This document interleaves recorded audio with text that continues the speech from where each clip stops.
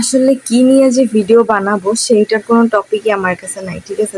যার জন্য আমি কিন্তু আপনাদেরকে ভিডিও বানানোর সময় বলে দিই যে আমার আসলে টপিক নেই ভিডিওর।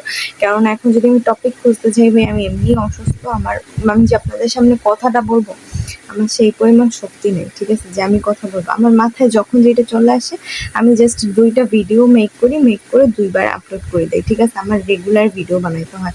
আমি যে ভিডিওগুলা মেক করে রাখছিলাম ওইগুলো আসলে আপলোড দেওয়া শেষ, ঠিক আছে? এখন আমার ফোনে একটা ভিডিও নাই যে আমি সেইগুলো আপনাদের সাথে শেয়ার করবো।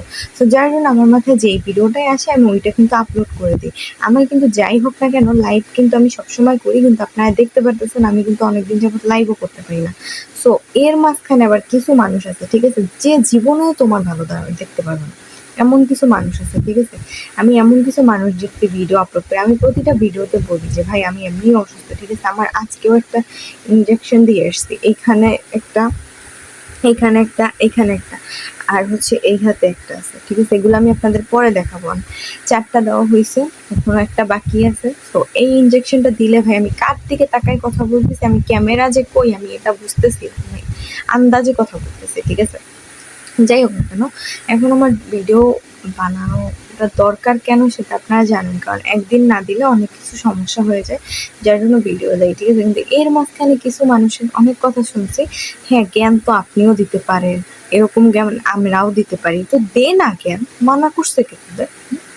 যদি জ্ঞান দিবি দে, আমি তো আর মানা করি নাই, তাহলে আমার ভিডিওটা এসে বলার কি আছে? আসছে কি জানি বলে যে হ্যাঁ এরকম জ্ঞান তো আমরাও দিতে পারি, আপনি কি আমাদের কাজ দিবেন?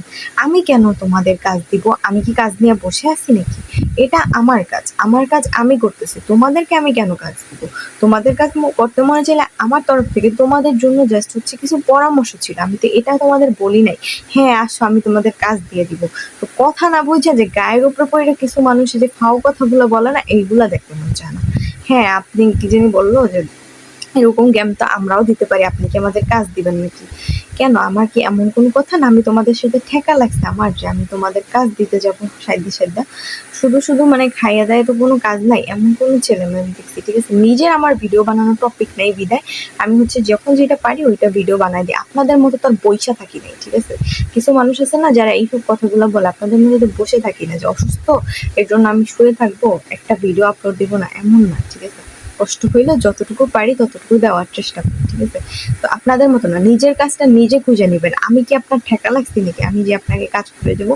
এগুলো নিয়ে পরে ভিডিও বানাবো অনেক ভাই, কারণ এগুলো মনে করেন যে স্ক্রিনশট আপনাদের দেখায় তারপর ভিডিও বানাইতে হবে, সেগুলো নিয়ে আমরা পরে কথা বলি। এখন জাস্ট আপনাদের কিছু বলে দিলাম, ঠিক আছে? এই যে মানে আমার কোনো ভিডিও বানানোর টপিক নেই, টপিক আছে, ঠিক আছে? টপিক বের করতে হবে তারপর বানাইতে পারবো, কিন্তু এতটা ধৈর্য এবং সময় কোনোটা এখন বর্তমানে আমার হাতে নেই, যার জন্য এখন বানাইতে পারতেছি না।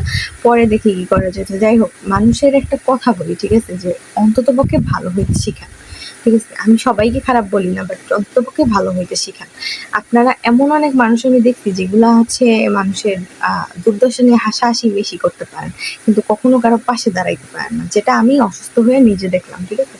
তো আল্লাহ করি যে আপনাদের আল্লাহ সুবুদ্ধি দিক, যে কেউ যদি অসুস্থ থাকে তাকে নিয়ে অন্ততপক্ষে মজা না করে অন্ততপক্ষে তাকে হেল্প করার চেষ্টা করেন, ঠিক আছে? আমি কিন্তু অসুস্থ থেকে ভিডিও বানাইতেছি, আমার কাজ আমি ঠিকই করতেছি।